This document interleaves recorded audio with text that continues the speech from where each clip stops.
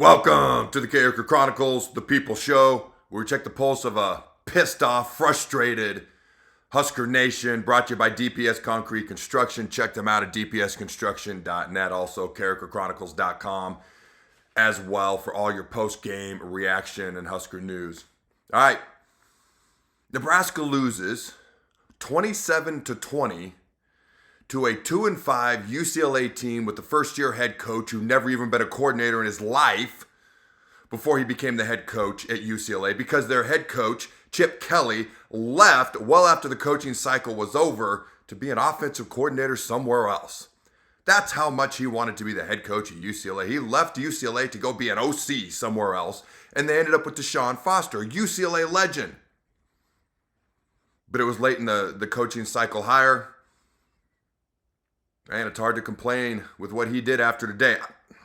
All right. If you're as frustrated, befuddled, pissed, whatever the case may be, that Nebraska just lost at home with yet again with the bowl game on the line, this time to a 2-5 UCLA football team, hit the like button. We're going to go through the game. Again, these notes, as always, are as I'm going through the game, so I don't know what's happening as I'm reading this. Clearly, we know what's happening as I'm recording this, though. But enjoy the journey with me, ladies and gentlemen. The captains for today's game were Nate Borkesher, Janarian Bonner, Cam Lenhart, and Zaire Wright. Who the captains are, honestly, is a lot of times intriguing to me. Coming into the game, here's some notes that I had. I texted myself, because that's what I do when I need to text myself quick notes. I wanted to see Dylan Raiola pull the ball on a read option, whatever the case may be, early in the game, make UCLA have to respect it, and then maybe once or twice more in the game. It's not something we got to do 8 to 15 times. I still think we should work in Harburg. Hey, then he has to come in Harburg with the game on the frickin' line, a little to no experience or playing time this year at all. So that worked out well too, let alone the packages, just has very little to no experience of playing time this year. But I wanted to see that just so the defense had to respect it. All right, Nebraska trying to win their first game in November in 2 years. Think about that. We were 0 for a season ago. And then I made a note. I said, imagine the scene in Lincoln, Nebraska tonight if we become bowl eligible. Ladies and gentlemen, imagine the scene in Lincoln, Nebraska right now since we weren't able to become bowl eligible. All right. And I said, hey, we win this game, become bowl eligible. Again, this is all before the game. Notes to myself. We will be playing with house money after that, just trying to go to a warmer and warmer bowl game destination. Clearly not the case.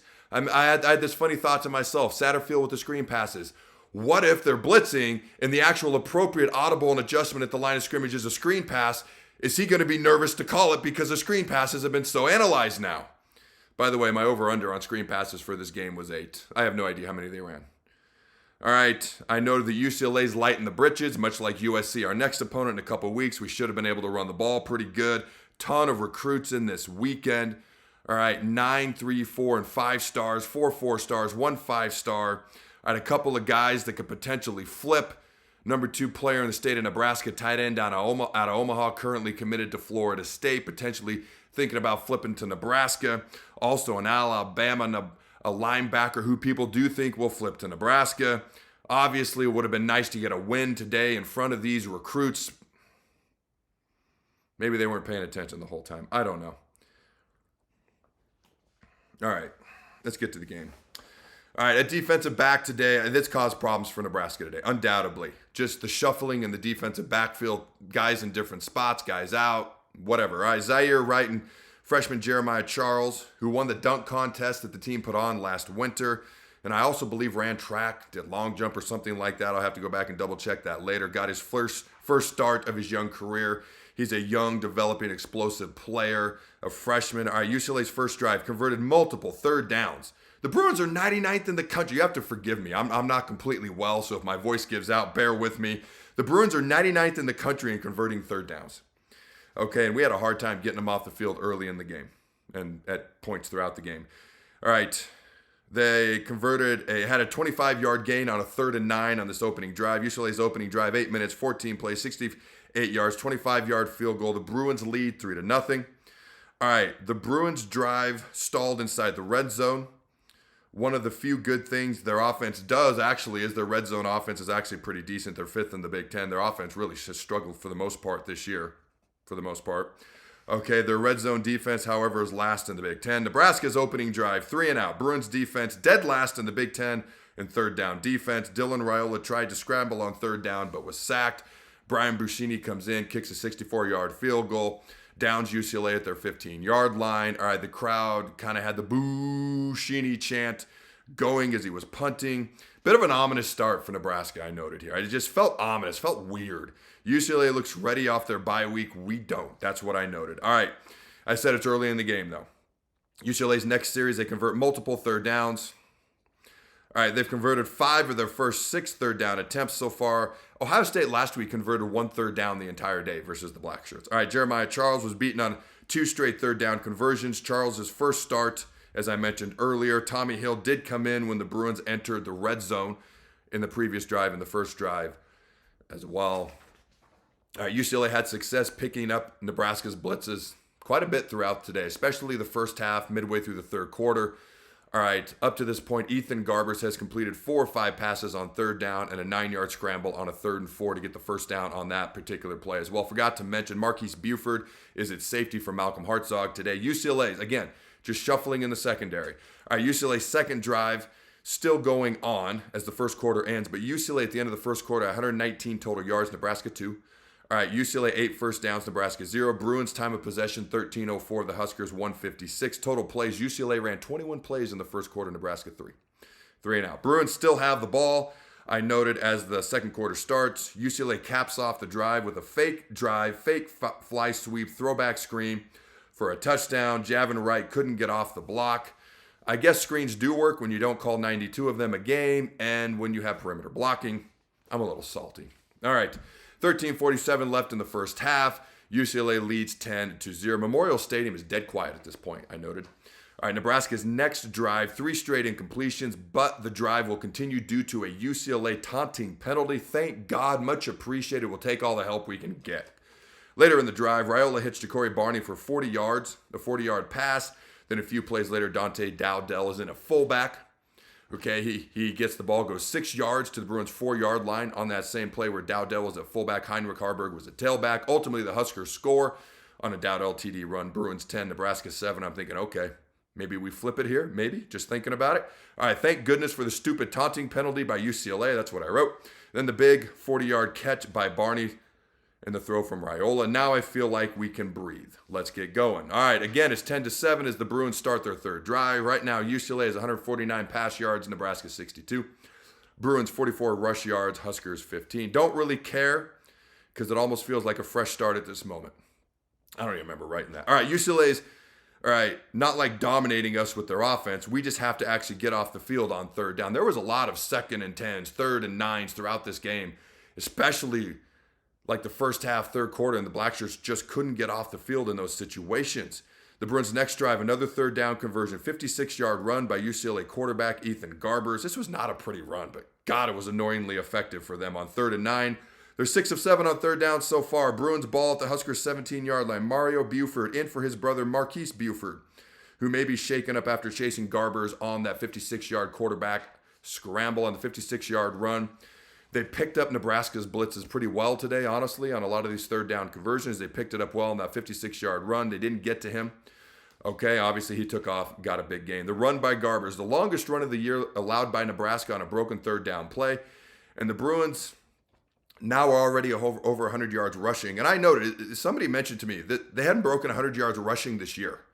And I wrote question marks, like, is this for real? I know they're the worst rushing team in the country. Like, they're 133rd in the country. They hadn't had a single game with 100 yards rushing yet, and they already have it now. So I got to check that out, because that's almost unbelievable. All right, the Black Shirts end up forcing a field goal. UCLA 13, Nebraska 7. The Bruins scored on all 3 of their drives so far this game, and their quarterback, Ethan Garbers, 12 of 14 passing, completing 86% of his passes so far.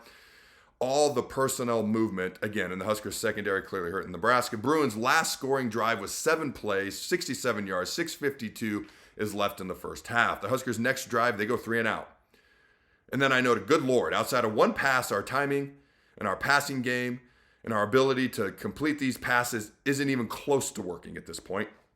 Our passing just looks bad. All right, we're completing 30% of our passes. I think we were 3 of 10 at that point. So far for only 4.7 yards per pass, which I think is about the same as we had versus Ohio State. UCLA's 8 yards per pass attempt. On the contrary, they're averaging 8 yards per pass attempt going forward, nearly double us, or up to this point in the game, nearly double us. The Bruins' next drive, they punt, their first punt of the day. Nebraska's ensuing drive, I wrote ugly. All but 7 of our pass yards are on one play so far today. That's all I noted about the drive, so not a whole lot. Punt. All right, UCLA gets the ball back. Last 6 quarters. So the Rutgers game, the first 2 quarters against Nebraska, Garbers, who had thrown an interception in 4 straight consecutive games and had more interceptions than touchdown passes coming into today and going into the Rutgers game as well. He's 46 of 54 passing in his last 6 quarters, 85% completion percentage. So we're not just talking 1 or 2 quarters. We're talking his last game and a half at that point. Blackshirts force a second UCLA punt. Nebraska gets the ball with 1:15 before halftime. Raiola sacked on first down. This was an ugly possession. It just was. I don't mean to be salty. I just am. It was an ugly possession. Protection completely broke down. Matt Rule and the Huskers just basically run out the first half clock after that. There was a smattering of boos in Memorial Stadium. All right, the halftime stats. First downs, UCLA 13, Nebraska 3. Third down efficiency, UCLA 6 of 10. Ooh, it actually dropped a lot. Nebraska 1 of 5. Total yards, UCLA 248, Nebraska 86. Pass yards, UCLA 149, Nebraska 47. Passing efficiency, UCLA was 15 of 19. Nebraska was 3 of 11 at that point, so under 30% at halftime. Time of possession, UCLA has had the ball about 20 minutes. Nebraska's had it about 10, so 2-1. All right, which means we actually had it a decent amount in the second quarter, if you remember how lopsided it was at the end of the first quarter. I noted, all right, we were outplayed, outcoached in the first half. Second half, what's going to happen in the second half? We're only down by 6, as ugly as it's kind of looked. Okay, it's going to be largely based on halftime adjustments. They came out ready to play more than we did from a coaching perspective, from an attitude, energy, effort perspective, from an execution perspective. They came out ready. What happens at halftime? It's going to be big time in deciding who wins this football game. I said, what do our coaches do, especially our offensive coaches? And I'm looking also to see what Matt Rule can do with his adjustments as well. UCLA. Giving Dylan Raiola, I noted this, they were giving him a pre-snap look in obvious passing situations. He was getting 3 looks, okay? A pre-snap look with 5 to 6 seconds before the snap, they would change into a different look, and then on the snap of the ball, they were changing the defense that they ultimately wanted to run into. So 3 looks on obvious passing downs. They were giving the true freshman quarterback. All right. They're also ending up in cover 0 a lot so far. They were blitzing a ton. They were not really uber concerned about giving up a whole lot of big plays over the top. All right, cover 0 means there's no safety deep. So they were blitzing a ton, means they're bringing those guys, they're not dropping them deep. I should mention a lot of chippiness between the players in this game and even between some of the coaches at halftime, I noted. I think there was a lot on the line, like Nebraska coaches knew this was a big game. Even UCLA, they're now 3-5, and they're looking at their last 4 games being like, we can win 3 of these 4 and go to a bowl game. How much of a coup would that be for them? All right. First play of the second half, oh God. Dylan Raiola was picked off and returned for a touchdown, pick 6 by the Bruins. UCLA leads 20-7. Terrible start to the second half. Also, Thomas Fidone was open, streaking down the middle of the field on that play as well. Nebraska's next drive was promising.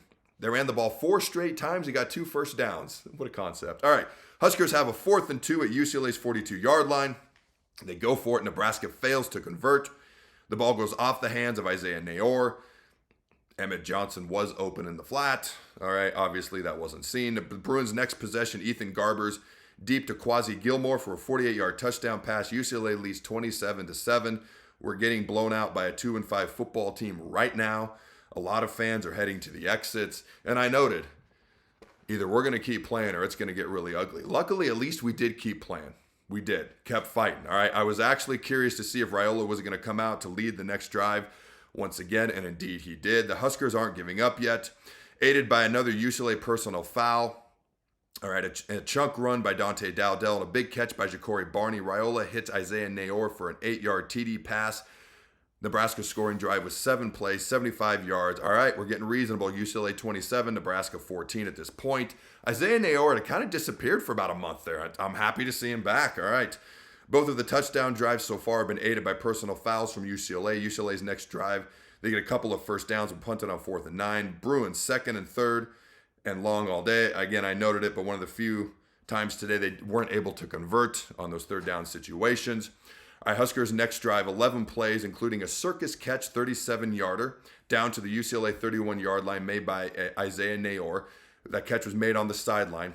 Been a few of these kind of like circus-type catches today made by the Huskers. A few plays later with 11:37 left on the clock, Nebraska goes for a 4th and goal from the 5-yard line. I understand why Rule went for it. I didn't think we needed to panic. Here's what I wrote. Personally, I'd kick the field goal. Getting 5 yards and 1 down in a condensed area is a very low percentage chance of success. I'd cut the lead to 10 points, kick a field goal with over 10 minutes to play. But I don't get paid the big bucks. That's what I noted on 4th down. On the 4th down play, Dylan Raiola was swarmed and sacked by seemingly, it looked like it was Swessinger, but it was seemingly 15 UCLA players. 10 yards behind the line of scrimmage at the 15-yard line. I mean, if you're going to go for it on 4th and 5, have a better looking play than that. All right, UCLA takes over on downs. The Black Shirts force another punt. Nebraska ball. Still plenty of time left. Just got to be efficient. The Huskers start with the ball. Good field position, our own 46-yard line. Nebraska's running backs have to do better in blitz pickup, especially now that they know we're going to pass the ball, just like UCLA's backs have been doing all day. They got to do better going forward the rest of the games. What I noted, Ja'Cory Barney, player of the game so far. Let's go, boys. I was getting excited here. At least there was hope. Okay, Nebraska's drives to the red zone. Dylan Raiola scrambles up the middle to the 2-yard line. He was hit hard.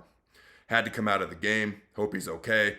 Harburg comes in, but Nebraska can't get in, including a Harburg run, but another personal foul by UCLA gives Nebraska a new set of downs, and they capitalize. We were stopped a few times short, and with some UCLA hard hitting as well. I wrote fairly predictable play calling. Basically, UCLA just blitzed up the middle every play because that's what we were going to do. All right, it took 8 plays inside the 10-yard line for us to score a touchdown. I mean, we got the touchdown, but good Lord. Not great blocking, fairly predictable play calling. They just blitzed up the middle. Finally, we get in, I guess if you get enough shots. All right, but ultimately, Dante Dowdell scores a touchdown up the middle, 27-20. Here we go. That's what I'm thinking.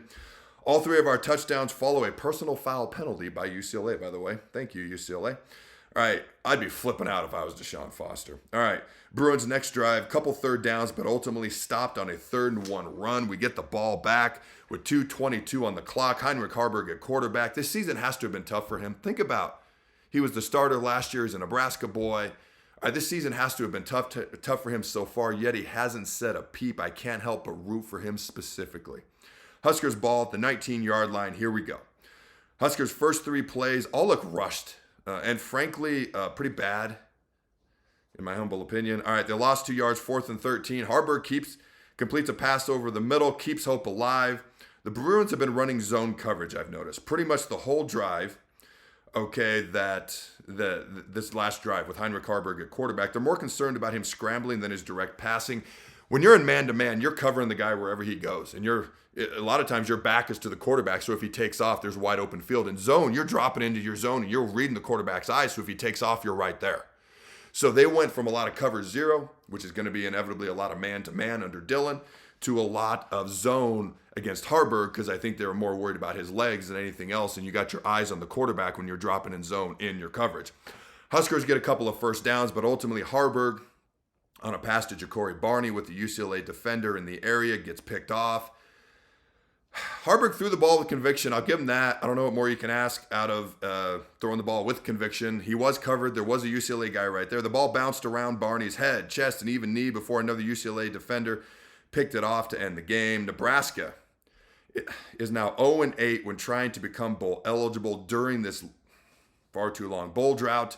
Hey, all those players that opted out of a bowl game a few years ago, and all those people who supported their decision, I was not one of them, by the way, and we still haven't won a game in November in 2 years. Nebraska fought till the end. They did.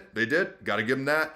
Never should have played that bad to begin with, and it never should have been 27-7 in the middle of the 3rd quarter to begin with. All right, I forget how many times I've mentioned this, so forgive me if it's one too many, but here's what I wrote. We were outcoached, outplayed. All right, Matt Rhule lost his last 2 games versus first-year head coaches. Dawned on me. Curt Cignetti and now DeShaun Foster. It's going to be a long bye week and a long next 2 weeks. I did say this game would be ugly. If you watched my pregame prediction, I had a USA Today sports reporter on, James Williams. He's a UCLA insider. I said, I think this game's going to be uglier than people would like. I did think we'd score one more point to UCLA. I made it clear that's all I wanted. I didn't want anything else. Won $1 billion. I didn't care. I just wanted to score one more point. I did think it would be ugly. UCLA's played a brutal schedule. It's hard to know exactly what to expect from a team like that, especially coming out of a bye, which is why I thought it would be ugly, be close, but I thought we would win. There's really no excuse not to win. All right. I said this game would be ugly. There's no excuse not to win it, though. Does Matt Rule, I'm wondering this, does Matt Rule have to make any changes during the bye week? The offense is not good. All right. Here's a couple things I noted. All I want to see from Nebraska football is good football, coaching decisions that make sense, and let's beat 2 of 5 teams on our home field. I do want to say this. This is positive. All right, Nebraska volleyball, number 2, beat number 7. Nebraska volleyball beat number 7 Wisconsin. They swept the Badgers in Madison, and got a win in Madison for the first time since 2013. Good luck to the Lady Huskers as they take on number Oregon next. We have 3 more chances, ladies and gentlemen. I feel stupid saying that, to become bowl eligible. This team doesn't make any sense to me. They're so wildly up and down. All right, as always, subscribe to the channel. Charlie McBride's going to join me for an interview on Tuesday. My Sunday night show is always going to go out 6 p.m. Central Time on YouTube, 7 p.m. Central Time on the social media. So we got Charlie McBride, we got the Sunday night show, and I got some other fun surprise guests coming up over the bye week as well. Don't tune out during the bye week. Don't tune out because you're mad. Here my CarrikerChronicles.com, because other than getting a bowl win tonight, it's where all your a bowl eligible win tonight is where all your Husker sports hopes and dreams will come true. Here are my questions for you fine folks at home. Let me know your answers in the comments below. Facebook, TikTok, what else am I freaking on? YouTube, Instagram, X, I always want to call it Twitter. Number 1, does Matt Rule need to make any changes during the bye week to the coaching staff? Glenn Thomas calling plays, just a thought. Number 2, how much of this is on Matt Rule? Number 3, yes or no, will Nebraska make a bowl game this year? Go Big Red, and always remember to throw the bones. This show is brought to you by DPS Concrete Construction. You can check them out at dpsconstruction.net. They are your local concrete experts. All things concrete, all things retaining wall, and the like. If you need this work done, go to dpsconstruction.net. If this is your line of work, go to dpsconstruction.net.